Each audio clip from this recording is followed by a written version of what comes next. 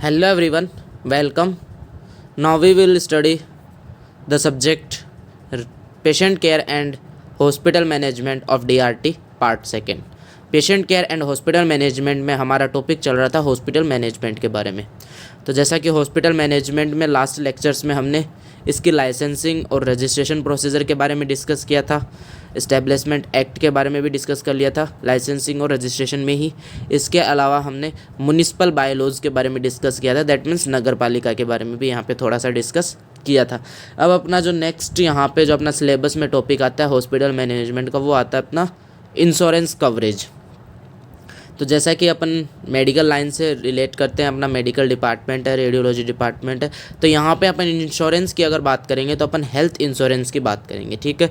और coverage that means कि insurance में क्या क्या चीज़ें कवरेज होती है, इंश्योरेंस का इंट्रोडक्शन, ठीक है, इसके कैरेक्टरिस्टिक्स टाइप्स क्या क्या होते हैं, और नॉर्मल जो आपकी स्टैंडर्ड क्या क्या कवरेज होते हैं इंश्योरेंस में, उसके बारे में अपन डिस्कस करेंगे.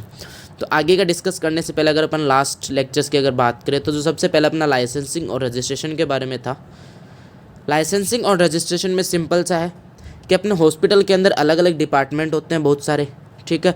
हर डिपार्टमेंट की एक अलग अथॉरिटी होती है. आपको उस अथॉरिटी से परमिशन लेनी होती है. परमिशन लेने के लिए आपको क्या करना पड़ता है कि उसकी जो टर्म्स एंड कंडीशंस है, रूल्स एंड रेगुलेशंस है, वो फॉलो कराने होंगे. वहाँ की जो अथॉरिटी है वो आपका इंस्पेक्शन करेगी उस डिपार्टमेंट का. इंस्पेक्शन करने के बाद में वो आपको सर्टिफिकेट देती है, रजिस्ट्रेशन नंबर देती है, जो भी देती है, एनओसी वगैरह, वो सारी चीज़ें वो आपको प्रोवाइड कराती है, ठीक है. उसके बाद में दैट मीन्स अलग अलग जो अथॉरिटी होती है उन सब का अलग अलग टाइम पीरियड होता है. कोई 3 साल के देर आपको सर्टिफिकेशन दे रहा है, तो कोई 5 साल के लिए दे रहा है, तो कोई 1 साल के लिए.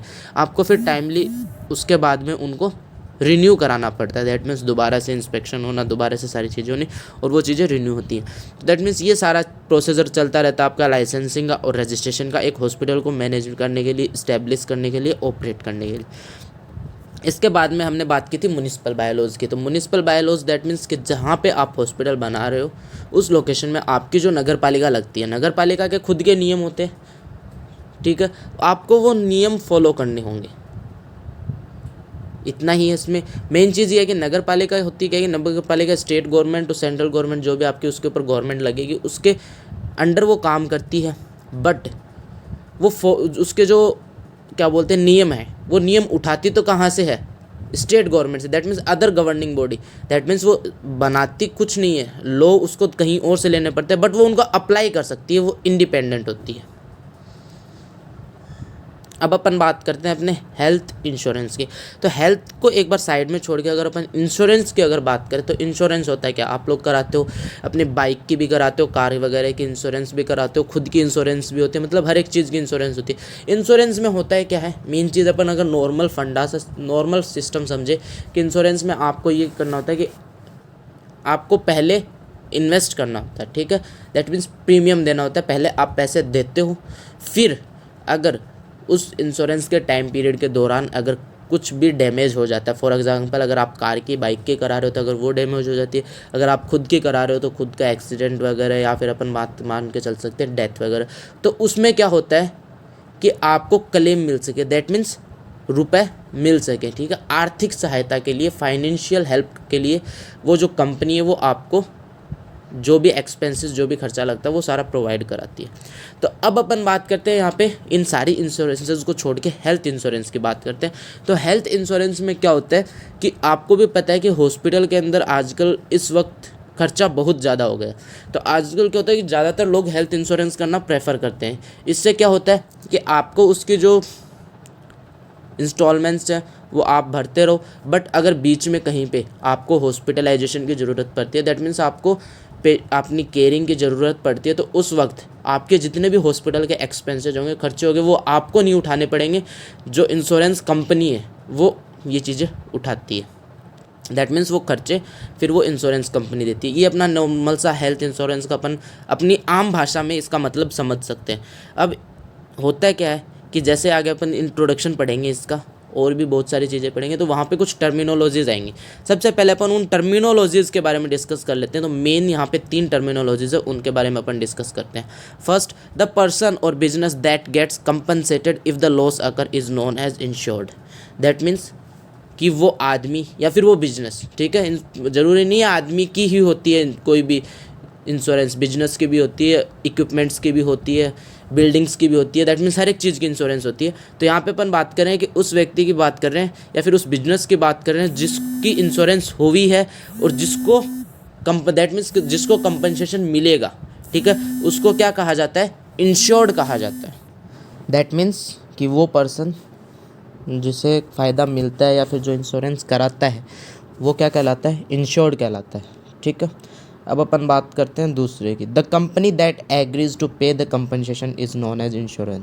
और उस आदमी को जो कंपनी पेमेंट देती है, दैट मीन्स कंपनसेशन देती है। कंपनसेशन क्या है, मतलब बैलेंस करना उस चीज़ को, जो भी नुकसान हुआ है उसको बराबर करना, ठीक है। तो यहाँ पे कि जो कंपनी कंपनसेशन देती है फिर देने का वादा करती है, वो कंपनी क्या कहलाती है, इंश्योरर कहलाती है, ठीक है। The money that is paid by the insured to the insurer is called premium, ठीक है। और जब आप इंश्योरेंस करते हो, कराते हो कंपनी से, किसी से भी, दैट मीन्स उस वक्त इंश्योरर को जो पेमेंट करता है, जो मनी देता है, वो मनी क्या कहलाती है, प्रीमियम कहलाती है। दोबारा से देखना इन तीनों चीज़ों को। जिसकी इंश्योरेंस की जाती है, ठीक है, वो इंश्योर्ड कहलाता है। जो कंपनी इंश्योरेंस करती है वो इंश्योरर कहलाती है। और इंश्योर्ड जो इंश्योरर को पेमेंट देता है, मनी देता है, वो क्या कहलाता है, प्रीमियम कहलाता है। अब अपन आगे का अपना जो टॉपिक है हेल्थ इंश्योरेंस, अब इसके बारे में प्रोफेशनली डिस्कस करते हैं कि इसके डेफिनेशन क्या है।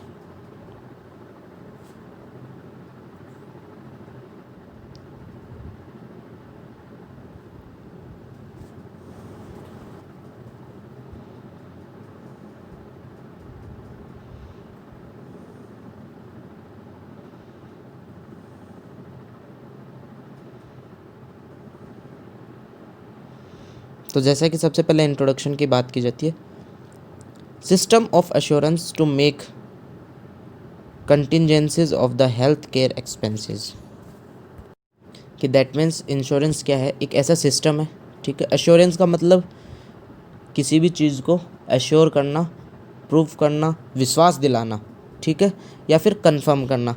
दैट मीन्स एक ऐसा सिस्टम जो कंफर्म करता है, क्या कंफर्म करता है, to make contingencies of the health care expenses. That means कि हेल्थ केयर के ऊपर भविष्य में जो भी आप पे एक्सपेंसेस लगेगा वो हम भरेंगे, या फिर वो जो कंपनी या वो जो सिस्टम वो ये चीज़ें जो वादा कर रहा है, ठीक है, वो भरेगा। इस लाइन को दोबारा से समझना। हेल्थ इंश्योरेंस का इंट्रोडक्शन के बाद, सिस्टम ऑफ एश्योरेंस एक प्रकार का ऐसा सिस्टम है ये जिसमें एश्योरेंस किया जाता है, वादा किया जाता है, अगले को विश्वास दिलाया जाता है कि जब भी आपके फ्यूचर में, कंटेंजेंसी का मतलब फ्यूचर में, भविष्य में जब भी कोई भी हेल्थ केयर एक्सपेंसेस है, हेल्थ से रिलेटेड, हेल्थ की केयर से रिलेटेड जो भी खर्चे होंगे वो दिए जाएंगे। Next, to provide protection against financial loss by the unforeseen sickness. That means कि कोई भी अनफोर्सिन सिकनेस, दैट मीन्स अज्ञात, आकस्मिक, जिसका पता नहीं था पहले, ठीक है, ऐसी कोई भी बीमारी हुई है तो उसका जो भी लॉस हुआ है, ठीक है, दैट मीन्स उस बीमारी पे जो भी पैसा लगा है, उस हेल्थ केयर ट्रीटमेंट पे जो भी पैसा लगा है, फाइनेंशियल लॉस की बात कर रहे हैं अपन यहाँ पे, जो फाइनेंशियल लॉस हुआ है उसके लिए प्रोटेक्शन प्रोवाइड करना। और फाइनेंशियल लॉस के लिए प्रोटेक्शन क्या होगी, कि उस फाइनेंशियल लॉस का कंपनसेशन दिया जाए, दैट मीन्स उसकी भरपाई की जाए, ठीक है। To meet cost of good medical care. That means एक क्या होता है कि अपन नॉर्मल कहीं पे भी अपनी हेल्थ केयर कराते हैं, इसमें भी अलग अलग वैरायटीज़ होती हैं, कैटेगरी। तो यहाँ पे क्या होता है कि सिस्टम एक good medical care health provide आपको कराता है। दैट मीन्स हेल्थ केयर वहाँ पे आपकी अच्छी होती है, बिकॉज जो एक्सपेंसेस होते हैं वो कौन देता है, सिस्टम देता है, कंपनी देती है जिससे आप इंश्योरेंस करवा रहे हो। Relieve an anxiety and tension. और जो फाइनेंशियल लॉस हुआ है, फाइनेंशियल लॉस होने के कारण जो भी पर्सन है उसकी जो एंग्जाइटी वगैरह टेंशन है, ऑब्वियस ही बात है कि आज के ज़माने में या फिर at this time financial is the most important, पैसा सबसे मोस्ट इम्पॉर्टेंट है। और पैसे के लॉस के कारण जो भी मानसिक जो हानि होती है उससे भी वो रिलीव करते हैं। दैट मीन्स जब आपको वो कंपनसेशन दे देंगे तो फिर इससे क्या होगा, आप मेंटली भी अच्छे से प्रिपेयर हो सकते हो। तो ये आपका हेल्थ इंश्योरेंस का इंट्रोडक्शन हुआ। अब अपन बात करते हैं इसके आगे डेफिनेशन की।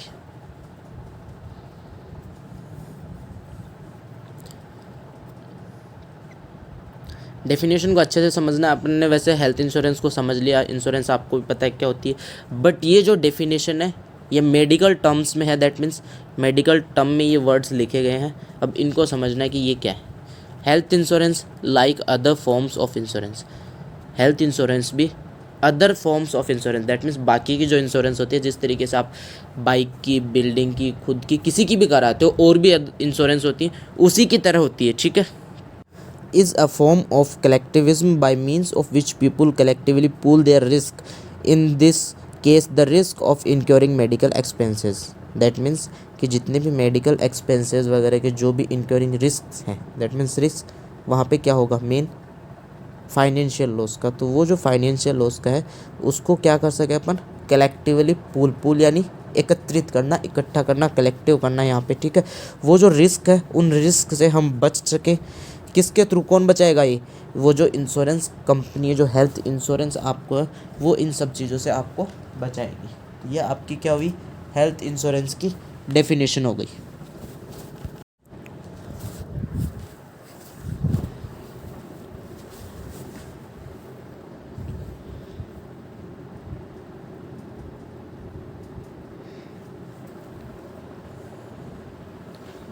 Now we will discuss about the characteristics of HI। that means यहाँ पे शॉर्ट फॉर्म है हेल्थ इंश्योरेंस की, कंफ्यूज मत होना।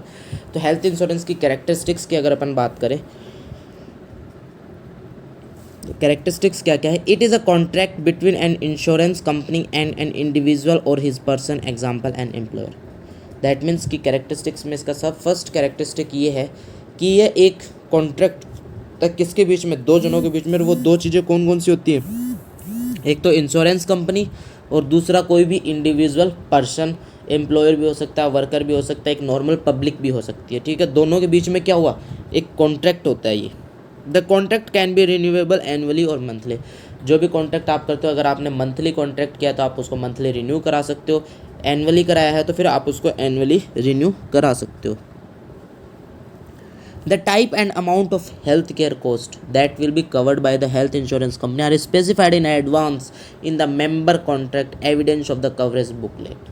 That means कि जो इंश्योरेंस कंपनी है, आपने उससे कॉन्ट्रैक्ट किया किसी भी इंडिविजुअल पर्सन ने, तो उस वक्त कॉन्ट्रैक्ट करते वक्त आपने जिस प्रकार के हेल्थ केयर एक्सपेंसेस का कॉन्ट्रैक्ट किया था कि मेरे को इस कैटेगरी का चाहिए या फिर इतना लॉस होगा तो हम आपको इतना एक्सपेंसेस कंपनसेशन देंगे।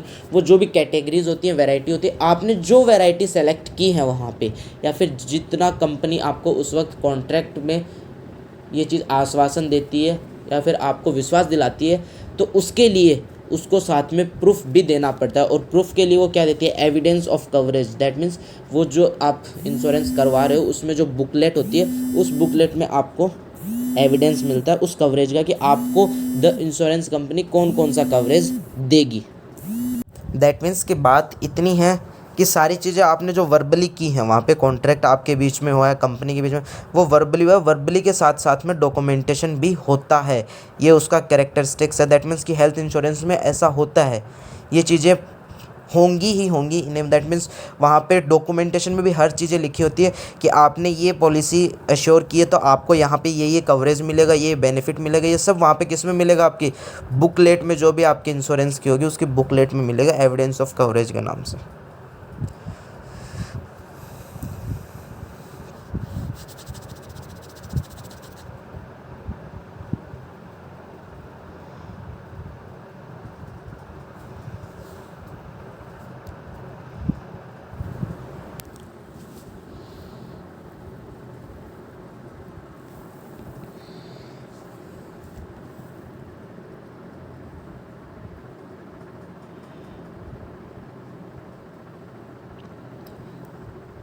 Now we will discuss about the types of health insurance, ठीक है। वैसे देखा जाए तो अपने सिलेबस में केवल स्टैंडर्ड कवरेज है, बट ये नहीं है कि कवरेज अपन डायरेक्ट पढ़ लें यहाँ पे। उससे पहले अपने को इंश्योरेंस का इंट्रोडक्शन, डेफिनेशन, टाइप्स वगैरह भी पढ़ने ज़रूरी है। तो यहाँ पे अपन टाइप्स की बात करते हैं। एक्सीडेंटल हेल्थ एंड डिसमेम्बरमेंट इंश्योरेंस, ठीक है, दैट मीन्स कि कई बार एक्सीडेंट हेल्थ वगैरह डेथ वगैरह हो जाती है तो उस वक्त आपको जो कंपनसेशन देना होता है। टोटल परमानेंट डिसेबिलिटी इंश्योरेंस, कई बार एक्सीडेंट के अंदर परमानेंट डिसेबिलिटी भी हो जाती है, फॉर एग्जांपल हाथ का टूट जाना, पैर का टूट जाना, फिर और भी कोई डिसेबिलिटी हो जाना। विजन इंश्योरेंस आंखों के लिए होती है। लॉन्ग टर्म केयर, आपके अगर आपने जो कई बार क्या होता है कि कई ऐसी डिजीज़ हैं जिनकी लॉन्ग टर्म तक क्या चलती है, हेल्थ केयर चलती है, फॉर एग्जांपल डायबिटीज़ हुआ, थायराइड हुआ, ठीक है, डायलिसिस वगैरह, ये लॉन्ग टर्म तक चलने वाले प्रोसेस है, तो इनके लिए लॉन्ग टर्म इंश्योरेंस अलग से कराई जाती है। डिसेबिलिटी इंश्योरेंस होगी अपना, और डेंटल इंश्योरेंस, दांतों की जो हेल्थ केयर होती है उसके लिए इंश्योरेंस अलग होती है, डेंटल इंश्योरेंस। अब आते हैं अपन अपने सिलेबस के टॉपिक पे, जो अपना वहाँ पे लिखा हुआ है इंश्योरेंस कवरेज, ठीक है, दैट मीन्स कि हेल्थ इंश्योरेंस में क्या क्या कवर होता है, दैट मीन्स किस किस चीज़ों के एक्सपेंसेस वो आपको देती हैं, किन किन हेल्थ केयर ट्रीटमेंट के। अब अगर इसकी बात की जाए तो ये चीज़ डिपेंड करती है कंपनी पे, और आप कौन से टाइप की हेल्थ इंश्योरेंस ले रहे हो, या फिर कौन सी वैरायटी की आपने हेल्थ इंश्योरेंस वहाँ पे पॉलिसी इशू करवाई है, ठीक है। हर एक पॉलिसी के अलग अलग टर्म्स एंड कंडीशंस होंगे, रूल्स एंड रेगुलेशंस अलग अलग होंगे, इनके बेनिफिट्स अलग होंगे, प्रीमियम अलग होगा यहाँ पे, ठीक है, हर एक का। तो दैट मीन्स कि ये चीज़ें डिफ़र करती हैं, डिफरेंट बदलती रहती हैं। बट अपन यहाँ पे बात करेंगे, वो करेंगे स्टैंडर्ड की। स्टैंडर्ड दैट मीन्स कि आप कोई भी अगर हेल्थ इंश्योरेंस लेते हो तो उसमें आपको ये बेनिफिट तो मिलेगा ही मिलेगा, ठीक है, 99% ये बेनिफिट मिलेगा। कई बार कई पॉलिसीज़ में ये बेनिफिट नहीं भी होते हैं, बट 99। तो अपने जो स्टैंडर्ड कवरेज है, अपन यहाँ पे केवल और केवल स्टैंडर्ड कवरेज के बारे में डिस्कस करेंगे। अदरवाइज़ अगर आप पर पॉलिसी वाइज देखना चाहोगे इन चीज़ों को तो that's not possible. All insurance companies have their own terms and conditions in respect of health insurance policies.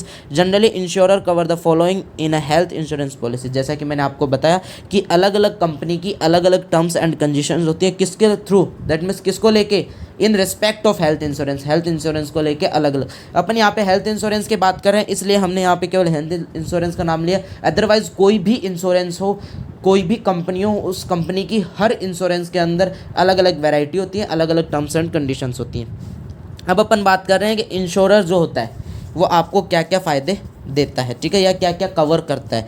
First है hospitalisation expenses. Hospitalisation that means hospital में एडमिट होना, ठीक है। अब कौन कौन से कंडीशन में होगा, reimbursement of the hospitalization expenses which are reasonably and necessarily incurred under the following heads. Reimbursement मतलब रीपे करना, ठीक है, जिसने पहले आपको पैसे दिए उसको दोबारा से पैसे वापस देना। तो हॉस्पिटलाइजेशन एक्सपेंसेस में क्या होता है कि रीपे किया जाता है किसका, हॉस्पिटलाइजेशन के एक्सपेंसेस का। पहले आपका रुपया लगेगा वहाँ पे, आपको हॉस्पिटल को देना पड़ेगा, फिर वहाँ पे उसका क्या किया जाएगा, रीपे किया जाएगा। दैट मीन्स आपको इंश्योरेंस कंपनी प्रोवाइड करेगी। Which are reasonably and necessarily incurred under the following heads, जो कि दैट मीन्स ये फॉलोइंग जो एक लिस्ट जारी है, इस लिस्ट के अंदर अगर वो जो सारे इंक्लूड होते हैं और नेसेसरी भी हैं, और आपकी जो पॉलिसी आपने जो ली है अगर उसमें ये चीज़ें हैं, उन्होंने कवरेज में एविडेंस में डाल रखी हैं, तो फिर आपको वो चीज़ें मिलेंगी। दैट मीन्स उसका रीपे आपको यहाँ पे मिलेगा। और कौन कौन सी होती है, room boarding expenses provided by the hospital और नर्सिंग होम। अपन बात कर रहे हैं रूम बोर्डिंग की, वहाँ पे रूम का जो चार्ज है, अगर आप हॉस्पिटल में एडमिट हो रहे हो तो उसका जो चार्ज है वो आपको वहाँ पे मिलेगा, ठीक है। नर्सिंग एक्सपेंसेस, नर्सिंग स्टाफ का या फिर नर्सिंग का जो वर्किंग है उसका जो भी एक्सपेंसेस होगा, खर्चा होगा, वो भी आपको इंश्योरेंस कंपनी क्लेम करती है, प्रोवाइड कराती है। फ़ी of surgeon, anaesthetist, medical practitioner, consultant and specialist. That means कि वहाँ पे सीधी सी अपन सिंपल सी बात करें, जो आपकी केयर करेगा, चाहे वो आपका सर्जन हो, एनेस्थेसिया दैट मीन्स एनेस्थेटिस्ट हो, या फिर कंसल्टेंट या फिर स्पेशलिस्ट हो, कोई भी किसी भी आपका जो जिस दैट मीन्स कि आपकी जो डिजीज़ है उसका जो स्पेशलिस्ट होता है वो, चाहे वो दैट मीन्स जो आपकी केयर करेगा उसका जो एक्सपेंसेस होगा वो भी आपको मिलेगा। Expenses on account of anesthesia, blood, operation theatre charges, surgical appliances, medicines, drugs, diagnostic material, X-ray, dialysis, chemotherapy, radiotherapy, cost of pacemaker, artificial limb and cost of organs and similar expenses. That means कि इतने प्रकार के जो expenses है वो लगभग आपको मिलते हैं। एग्जाम्पल के तौर एनेस्थेसिया का हुआ, ब्लड का हुआ, ऑपरेशन थिएटर का जो भी चार्ज है, सर्जिकल अप्लाइंसेज हो गए, मेडिसिन हो गई, ड्रग्स हो गई, diagnostic material for example diagnostic में सारे आ जाते हैं, आपके लैब के सारे आ जाएंगे, यहाँ पे सोनोग्राफी, एक्सरे, एमआरआई, डायलिसिस सारे आ गए, कीमोथेरेपी भी आ गई, radiotherapy, cost of pacemaker, artificial limb भी अगर लग रहे हैं, ठीक है, और कॉस्ट ऑफ ऑर्गन, अगर कहीं पे ऑर्गन्स भी इम्प्लांट करने पड़ रहे हैं तो उनका भी जो कॉस्ट है वो भी इंश्योरेंस कंपनी इंश्योर करती है। मैनी इंश्योरेंस अप्लाई सब limits of the payment of above mentioned expenses. जो अभी अपन ने बात की है ऊपर एक्सपेंसेस की, ये एक्सपेंसेस कंपनी आपको प्रोवाइड करती है, बट इनमें कई कंपनियां क्या करती हैं, सब लिमिट्स, दैट मीन्स लिमिट्स लगा देती हैं कि आप केवल इतना ही या फिर वो इतना ही एक्सपेंसेस आपको देंगी, ठीक है। बिकॉज ये चीज़ें भी डिपेंड किस पे करती हैं, वैरायटी पे। मैं सबसे बेस्ट एग्जांपल आपको लेके चलता हूँ जो कि आपका दैट मीन्स आप लोग ज़्यादातर काम में लेते हो और आपको पता है, जब आप बाइक या फिर आपकी कोई भी व्हीकल का जब आप इंश्योरेंस कराते हो तो वहाँ पे कई चीज़ें होती है, premium, compressive, third party, first party, second party. वो चीज़ें क्या होती हैं, क्लेम पे होता है कि आपको इतना % क्लेम मिलेगा, दैट मीन्स अगर कोई लॉस हो जाता है तो किस में आपको कितना, वो वैरायटी पे डिपेंड करता है। तो यहाँ पे भी हेल्थ इंश्योरेंस के जो टाइप्स और वैरायटी है उस पर डिपेंड करता है, उसके अकॉर्डिंग जो आपकी कंपनी है वो लिमिट्स डिसाइड कर देती है पेमेंट की, कि इतना ही पेमेंट हम आपको दैट मीन्स कंपनसेट कर सकते हैं, उसका कंपनसेशन दे सकते हैं।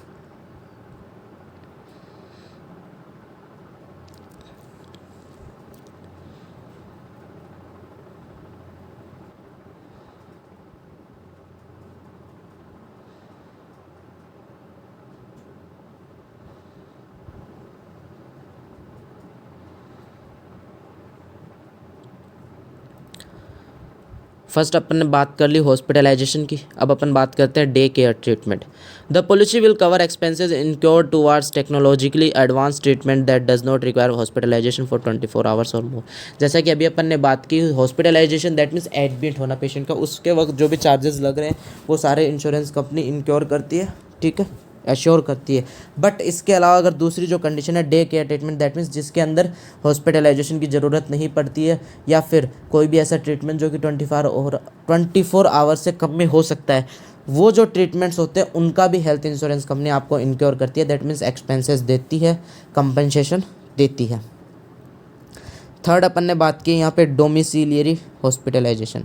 डोमिसिलियरी हॉस्पिटलाइजेशन दैट मीन्स कई बार क्या होती है कि कई पेशेंट्स का बहुत लंबा ट्रीटमेंट चलता है, और अगर अपन यहाँ पे बात करते हैं कि डिजीज़ कंडीशन होती है वो स्पेसिफिक हो सकती है, या फिर किसी ने जो आप इंश्योरेंस करवाते हो कहीं हेल्थ इंश्योरेंस है कंपनी से, तो वहाँ पे उसने क्या कर रखा है, एक अच्छे क्वालिटी की पॉलिसी वहाँ पे ले रखी है। तो उसमें क्या होता है कि अच्छी क्वालिटी की पॉलिसी लोगे तो आपको प्रीमियम ज़्यादा देना पड़ेगा, दैट मीन्स पेमेंट पहले ज़्यादा देना पड़ेगा उसके बाद में। तो इसमें क्या होता है, डोमिसिलरी का मतलब है आपकी जो होम केयर ट्रीटमेंट, ठीक है, यहाँ पर हॉस्पिटलाइजेशन नहीं होता है, ट्रीटमेंट डेली चलता है, बट वो ट्रीटमेंट कहाँ पे चलेगा, आपके घर पे चलेगा, खुद के घर पे, और उसके लिए जो भी एक्सपेंसेस होगा वो कौन उठाएगा, insurance company, insurer. Cover for the treatment administered at home subjected to the specific condition. कोई भी स्पेसिफिक कंडीशन के अंदर अगर आपको घर पे ट्रीटमेंट कराना पड़ रहा है तो उसका जो खर्चा होता है वो भी आपको इंश्योरेंस कंपनी देती है।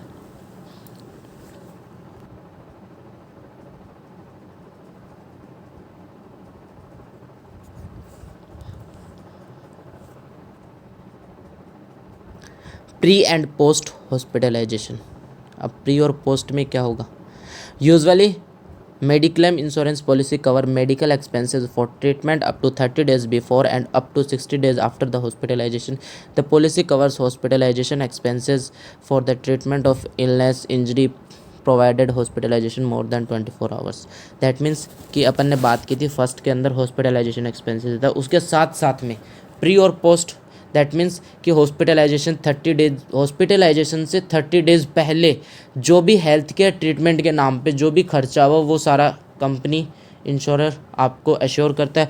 और हॉस्पिटलाइजेशन से जब आप फ्री हो जाते हो तो उसके बाद में 60 डेज़ तक जो भी हेल्थ केयर ट्रीटमेंट चलता है उसका एक्सपेंसेस भी आपको कंपनसेट करती है इंश्योरेंस कंपनी, इंश्योरर। दोबारा से देख लो इसको। Usually mediclaim insurance policy cover medical expenses for treatment up to 30 days before and up to 60 days after the hospitalization. That means hospitalization से 30 दिन पहले का जो भी खर्चा है और 60 दिन बाद का जो भी खर्चा होगा हेल्थ केयर ट्रीटमेंट का, वो आपको इंश्योरेंस कंपनी कवर करती है। The policy cover hospitalisation expenses for the treatment of illness injury provided hospitalisation more than 24 hours. That means कि 24 आवर्स से ज़्यादा अगर जो भी हॉस्पिटलाइजेशन होगा उसका सारा का सारा जो भी खर्चा होगा वो आपको कंपनी कवर करती है। That means insurance company assure करती है।